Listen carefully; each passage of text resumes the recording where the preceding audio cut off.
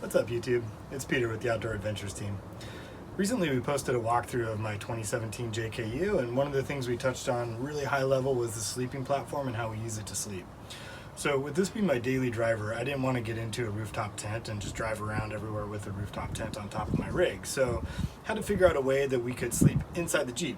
Really keeps us, warm when we're snow camping, protected. It's very quiet. It's quite comfortable. But there's a couple challenges with sleeping in a Jeep. The back seats fold pretty flat, but there's actually a pretty big trench right in the middle, which you have to be able to work around. So I had to put some thought and some YouTube research into the right way to build a sleeping platform. So let's take a look. So now you'll have to fit this to your actual needs in your rig, but for me I used 2x4s for the base, a 1/2 inch to 3/4 inch plywood sheet, anti-fatigue mats, 4 turnbuckles, 4 screw-in hooks, black spray paint, Gorilla Glue, and some screws. And then as far as the measures, the frame is about 38¼ inches wide, 30¾ inches deep, 3½ inches tall.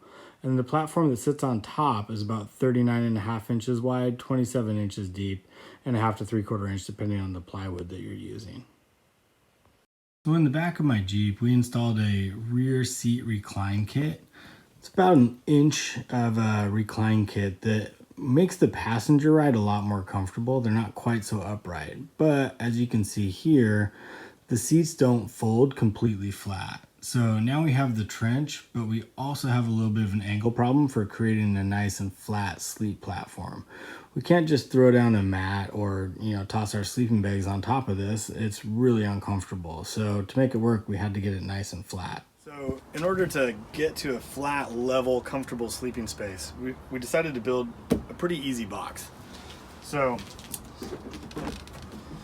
what we did is created about a 3½ inch lift out of this box, which allowed us to have a nice and flat sleeping platform.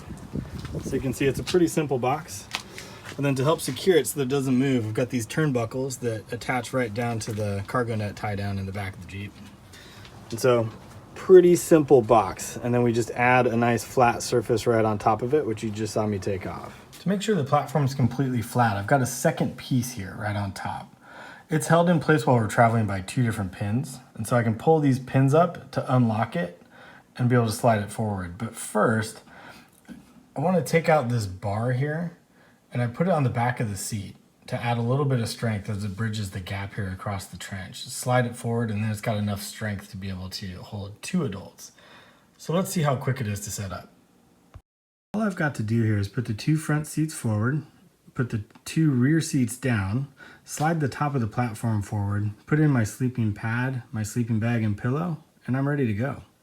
So as you can see, it's a pretty fast setup. That was a little over 2 minutes to get everything folded down and put flat. So it's a nice space. You can see from how I'm sitting here, I can sit up in the Jeep, no problem. I can sleep 2 adults pretty comfortably.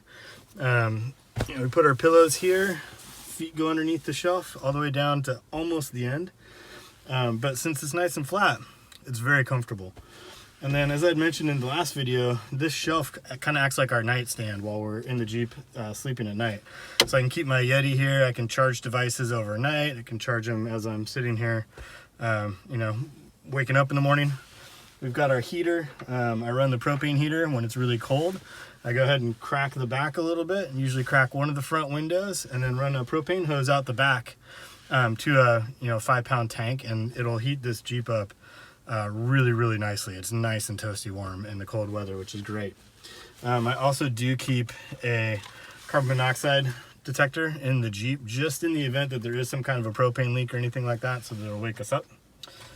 And then I've got the tinted window option, so I'm not too concerned about people being able to see into the Jeep. The windows are tinted pretty well, and you sit a little lower. So versus some of the platforms that sit high where people put in curtains, I actually feel pretty comfortable in here without using that curtain option, but we could certainly do that if we really wanted to and kind of increase our privacy. So thanks so much for watching. We really appreciate your comments and support, so please like and subscribe if you like what you're seeing. Thanks a lot.